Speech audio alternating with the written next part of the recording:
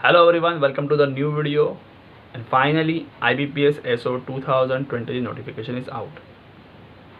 मैं आपको कुछ बेसिक आइडियाज़ देता हूँ कि आप किस तरीके से प्रिपेयर करो और ये एग्ज़ाम क्रैक कर सको। ठीक है, मेरे सामने दो कैटेगरी के स्टूडेंट्स हो गए जिन्होंने एसओ की एग्ज़ाम पहले बहुत बार दे चुके हो, अनफॉर्चुनेटली नहीं हो रहा है क्रैक, और दूसरे वो है जो एकदम अभी लाइक अ फ्रेशर, ये बार पहली बार आप ये एग्ज़ाम देने वाले हो। ठीक है, सबसे पहले मैं एक चीज़ आपको बता दूं, वैकेंसीज तुम लोगों ने भी देखी है, मैंने भी देखी है।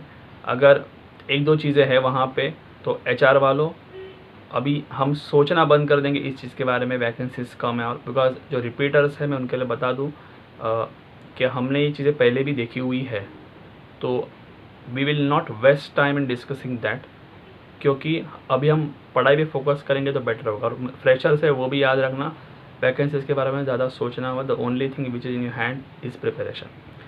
इससे पहले मैं आगे बढ़ूँ, कुछ बेसिक चीज़ें बताऊँ, मैं आपको सीधा आइडिया देता हूँ कि मैथ्स, रीजनिंग, इंग्लिश में 2022 की प्रीलिम्स में आमतौर पे क्या आया था। ठीक है, मैथ्स की बात करूँ तो 4 तरह के DI थे, टैब्यूलर, कैसलेट, एक पाई और टेबल का मिक्स था और एक लाइन ग्राफ था।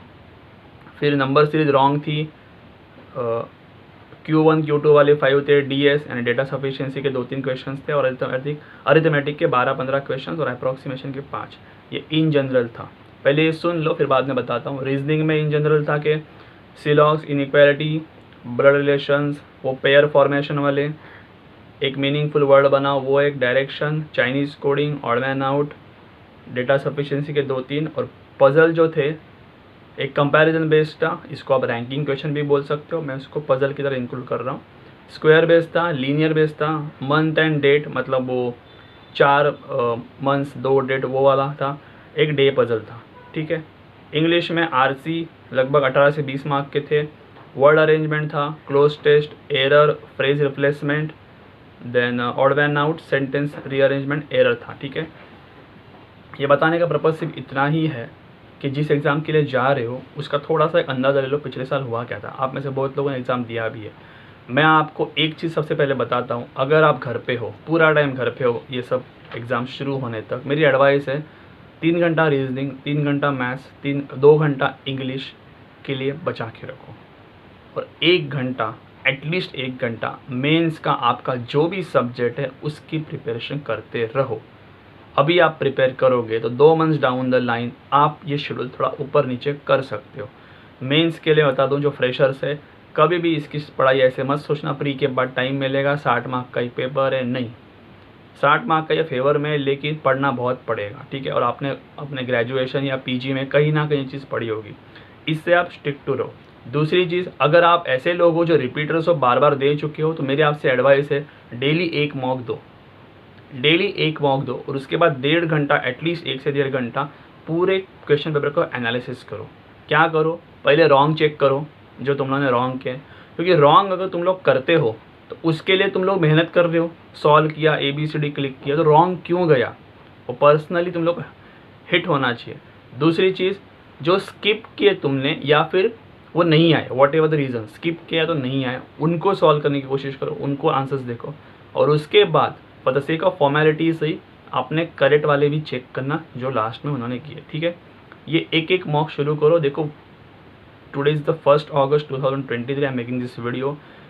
एकदम नया महीना है, नए दिन है, एकदम प्रॉपरली इसको इन अ प्रॉपर वे अगर आप स्टार्ट करते हो तो आपको रिजल्ट्स मिलेंगे। मुझे पता है जो चीज़ कुछ हमारे फेवर में नहीं है, लेकिन मैं एक ही चीज़ बोलता हूँ, जो चीज़ तुम्हारे हाथ में प्रिपरेशन वो करो। इससे पहले कोई कुछ दूसरा सोच रहा है, मैं आपको बता दूं, लास्ट ईयर भी इश्यूज़ था।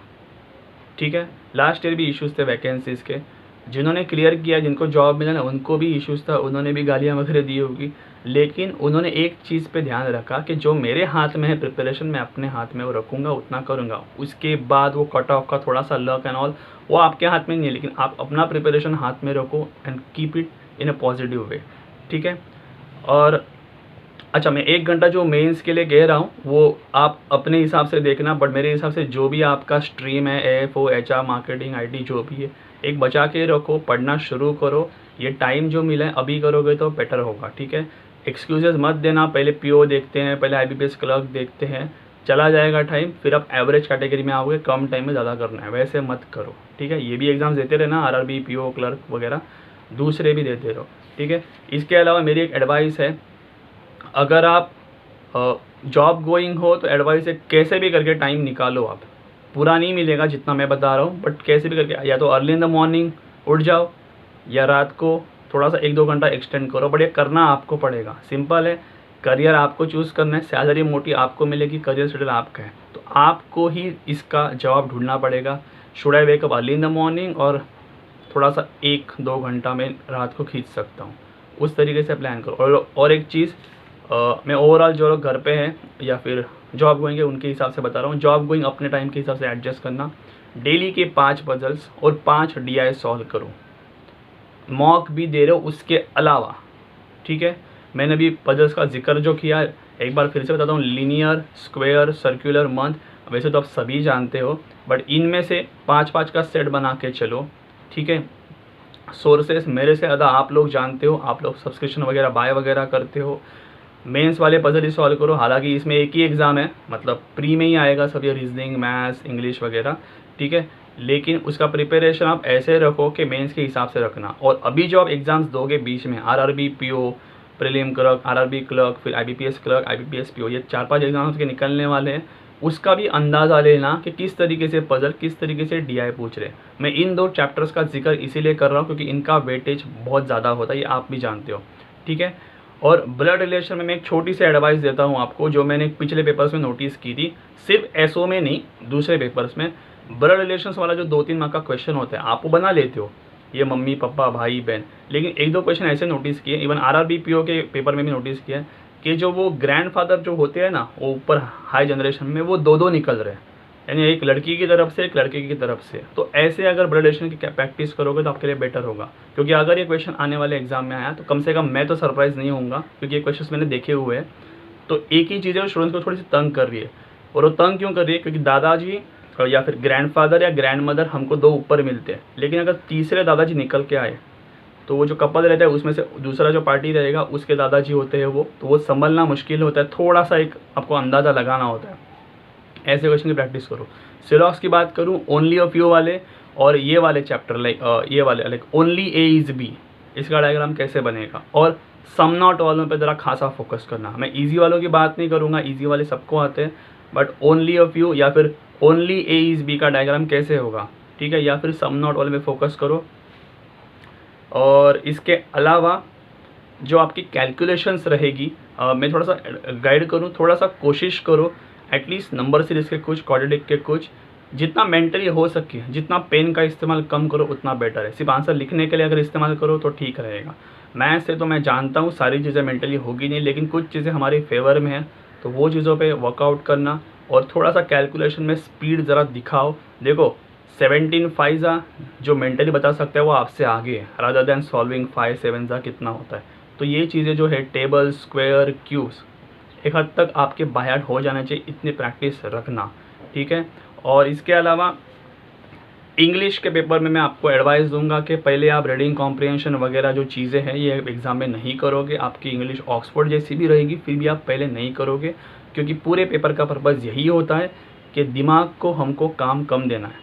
क्योंकि पैसेज पढ़ोगे, फिर सोचोगे, फिर बोलोगे नहीं आ रहा है, बाकी चीज़ें जो है एरर, क्लोस्टेस, पैराजम्बल या जो भी आ रहा है, ये मैं आपकी इंडिविजुअल स्ट्रेंथ पे छोड़ता हूँ। अगर मैं जा रहा हूँ तो मैं आरसी के अलावा जो भी दिख जाएगा वो मैं सॉल्व करूँगा।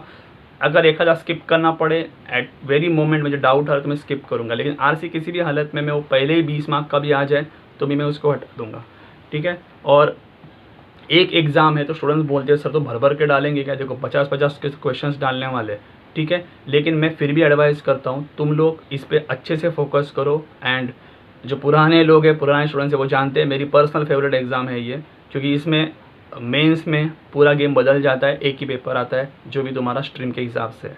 मैं एक चीज़ आपको बता के रखता हूँ, स्टूडेंट्स बोलते हैं सर कट ऑफ हाई जाता है, पेपर डिफ़िकल्ट गया, फलाना ढिमकाना। मैं लास्ट 2 साल से ज़्यादा नोटिस कर रहा हूँ कट ऑफ जो आ रही है मेरे हिसाब से इतना, मैं एचआर का बात कर रहा हूँ सिर्फ, इससे पहले तुम लोग कुछ ऐसे कमेंट करो, मैं एचआर का बात कर रहा हूँ। अगर तुम लोग वैकेंसीज की वजह से अफेक्ट हो, फिर पेपर की वजह से अफेक्टेड हो, एक चीज़ अपने आप से पूछो ज़रा कि आप अगर 75 अटैम्प्ट करते हो फॉर एग्जांपल, तो 75 में से आप आते कितने करेक्ट हैं, यानी कि आपकी एक्यूरेसी कितनी है। बाकी के स्ट्रीम्स वालों आपका जो भी कट ऑफ निकला है या जो भी आपका पेपर सेटर था, पेपर सेटिंग जो आपकी थी आपके वैकेंसीज के हिसाब से, उस हिसाब से एनालाइज करो, ठीक है। मैं थोड़ा सा HR के हिसाब से बात कर रहा हूँ अभी। तो आप लोग वो ज़रा देखो आपकी एक्यूरेसी कितनी टेरिफिक है। अगर एक्यूरेसी बढ़ेगी ना तो आप एक दूसरा डायमेंशन देख सकते हो कि यार मैं कम टाइम में और कुछ कर सकता था। लेकिन अगर तुम लोग की एक्यूरेसी गड़बड़ है तो सबसे पहले एक्यूरेसी पे काम करना पड़ेगा। उसके बाद यार ये पजल मेरा हो सकता था लेकिन मैंने इसमें वक्त ज़ाया किया, तो उस पर डबल काम होंगे। तो एक हॉनेस्टली मैं 75 से एक 80 नंबर दे रहा हूँ एक रैंडमली, कि अगर आप 80 करते हो तो 80 में से क्या आपके मिनिमम 75 मार्क्स आएंगे,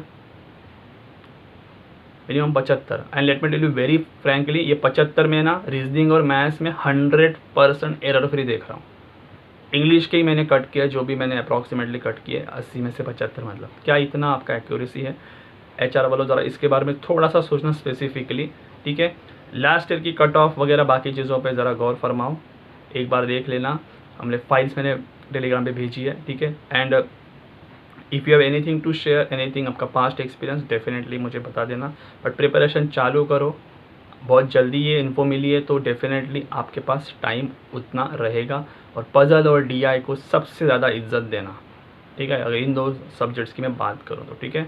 so prepare well, do well, negative कुछ माइंड रखना मत, ठीक है। अभी हारने के लिए आपके पास कुछ नहीं है।